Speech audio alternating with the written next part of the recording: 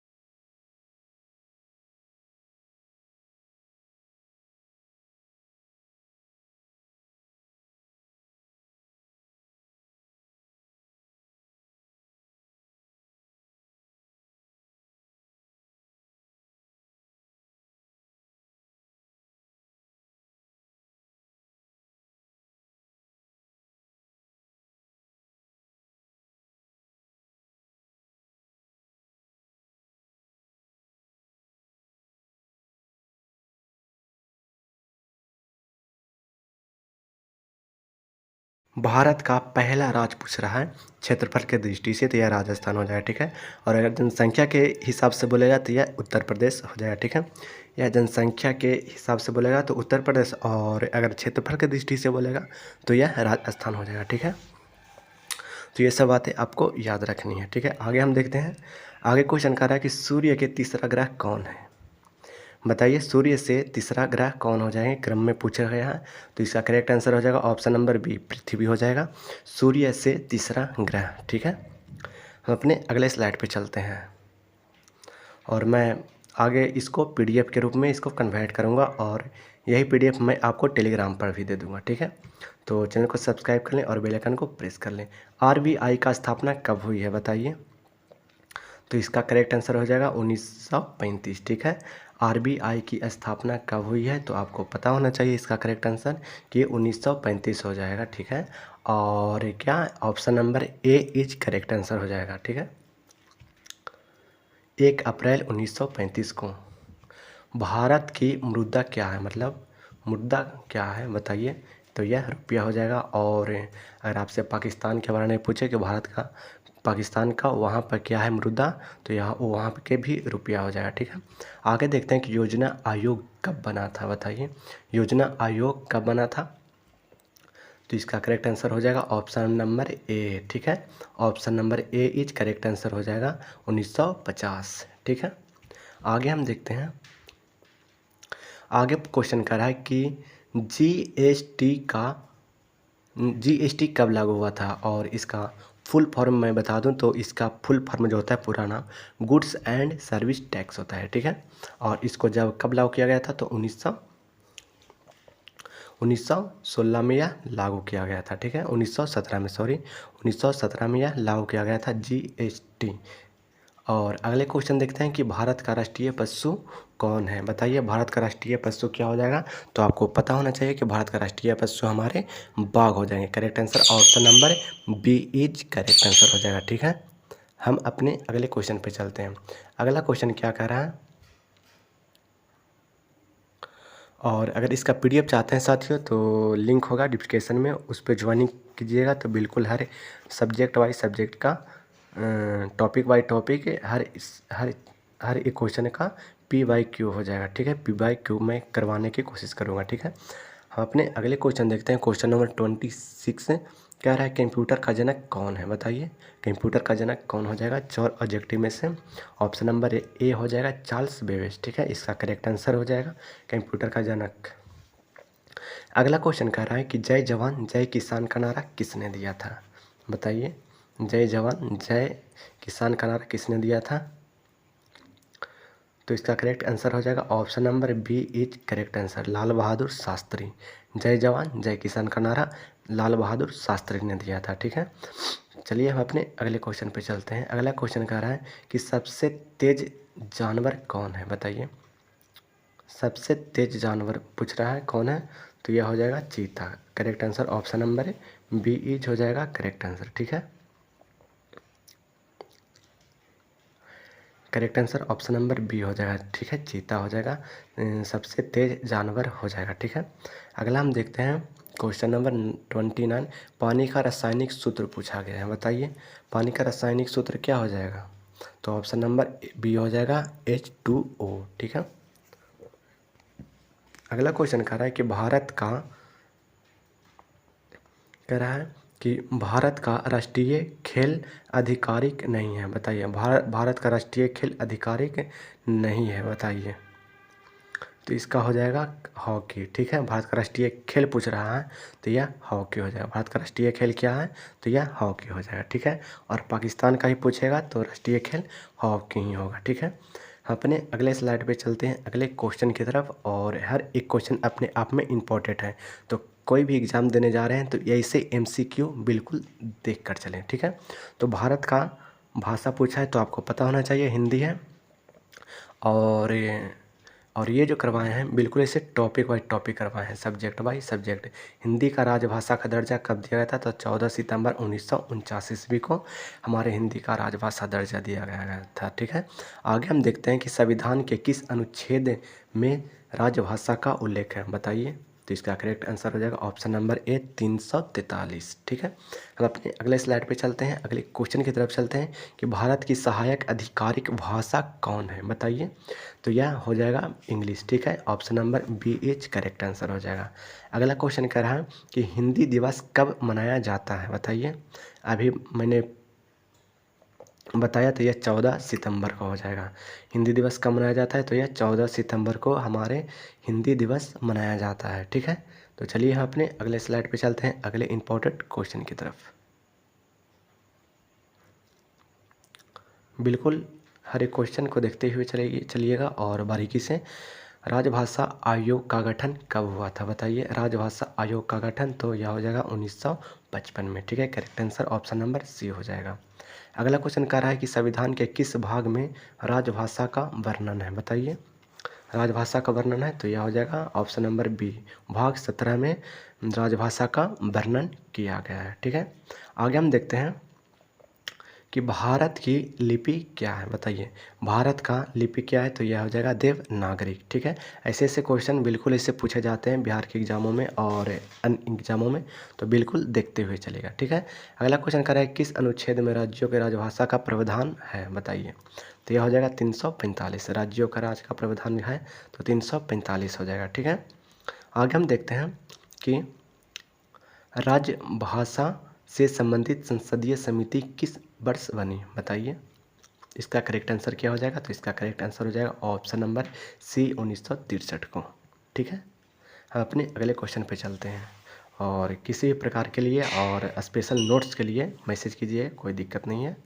और ऐसे MCQ प्रश्न के लिए अगर करना चाहते हैं तो चैनल को सब्सक्राइब कर लें और बेल आइकन को प्रेस कर लें, और ऐसे क्वेश्चन आपको डायरेक्ट एग्जाम में देखने के लिए मिल जाएंगे। ठीक है, तो अगला क्वेश्चन है कि जड़त्व का गुण किस में पाया जाता है, तो ये आप किस में पाया जाता है, तो option number A is correct answer हो जाएगा केवल ठोस में। ठीक है, केवल कहाँ, केवल ठोस में नहीं, ठोस, द्रव, गैस और सभी वस्तुओं में हो जाएगा। ठोस, द्रव, गैस तीनों अवस्था में। ठीक है, पदार्थ के तीनों अवस्था में यह जड़त्व का गुण पाया जाता है।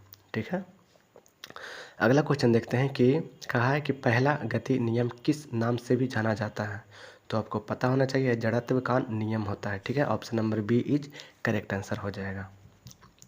Option number B is correct answer हो जाएगा। ठीक है, आगे हम देखते हैं कि दूसरा गति नियम क्या बताता है, तो यह बताता है F बराबर ma। ठीक हो जाए। ठीक है, option number A is correct answer हो जाएगा। थोड़ा सा बोलने में दिक्कत हो सकती है साथियों, तो ऐसी ही हर एक सीखेंगे और बिल्कुल अच्छे बारीकी से, तो इसका करेक्ट आंसर हो जाएगा बल का SI मात्रक न्यूटन हो जाएगा। ठीक है, और 45 का क्वेश्चन है कि रॉकेट का चलना किस नियम पर आधारित है, तो यह आ जाएगा न्यूटन के तृतीय नियम। ठीक है, किसका नियम, न्यूटन के तृतीय नियम से हो जाएगा। ठीक है, पहला नियम क्या कहता है कि जब तक बाहरी बल ना लगाया जाए, जब तक वस्तु में परिवर्तन ना होता है। ठीक है, हम अपने लास्ट स्लाइड को देखते हैं, बिल्कुल इम्पोर्टेंट क्वेश्चन को। ठीक है, क्वेश्चन क्या कर रहा है कि आधुनिक ओलंपिक खेल की शुरुआत कब हुई थी, बताइए। आधुनिक ओलंपिक खेल की शुरुआत 1896 ईस्वी में हुई है।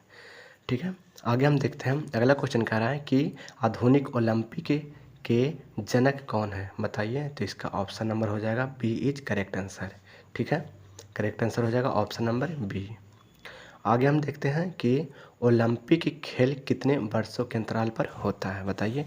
ओलंपिक खेल कितने वर्षों के अंतराल पर होता है, तो यह 4 वर्ष के अंतराल पर होता है ओलंपिक खेल। ठीक है, ये सब बातें और हर एक क्वेश्चन को बिल्कुल देखते चलिएगा, क्योंकि अपने आप में हर एक क्वेश्चन इम्पोर्टेंट है। ठीक है, अगला क्या देखते हैं कि ओलंपिक का प्रतीक क्या है, बताइए।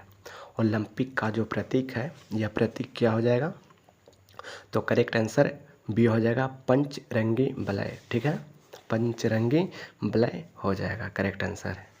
अगला क्वेश्चन देखते हैं, आज का लास्ट क्वेश्चन, और इसका जवाब हमें कमेंट में देते जाइएगा। ठीक है, ओलंपिक ध्वज में कितने रंग वलय होते हैं, और इसका करेक्ट आंसर आप हमें कमेंट में दे साथियों, क्योंकि हमें बिल्कुल हर सब्जेक्ट वाइज सब्जेक्ट का अगर आप क्वेश्चन चाहते हैं साथियों, MCQ चाहते हैं, तो चैनल को सब्सक्राइब कर लें और बेल आइकन को प्रेस कर लें, क्योंकि ऐसे ऐसे और भी बहुत सारा इंपॉर्टेंट क्वेश्चन मैं करवाने वाला हूं अपने YouTube चैनल पर, और इसी चैनल पे होगा। अगर आप किसी भी एग्ज़ाम का तैयारी करते हैं तो मैं तो 100% गारंटी नहीं ले सकता हूँ, लेकिन हाँ 75% आशा रखता हूँ कि जो भी हर एक टॉपिक से मैं क्वेश्चन करवाऊँगा वो डायरेक्ट आपको एग्ज़ाम में मिल सकता है। ठीक है, देखिए मैंने हर एक इमेज को अपने आप से तैयार किया गया है और अपने आप ही तैयार किया है हर एक क्वेश्चन को PYQ के देखते हुए। तो ऐसी सब्जेक्ट वाइज सब्जेक्ट हर एक टॉपिक करवाने वाले हैं, बिल्कुल हर एक टॉपिक। ठीक है, कोई भी टॉपिक नहीं छूटेगा। अगर आप चैनल पर पहली बार आए हैं साथियों तो चैनल को सब्सक्राइब कर लें और बेल आइकन को प्रेस कर लें। ठीक है, तो ये सब PDF आप देख सकते हैं, सिर्फ आपके लिए ये सब PDF बनाया गया है। ठीक है, और बहुत सा चीज़ है, बहुत सा बातें करेंगे अगले वीडियो में। इस वीडियो में तो आज के लिए इतना ही जानते हैं और हर एक चीज़ दिखा देते हैं आपको।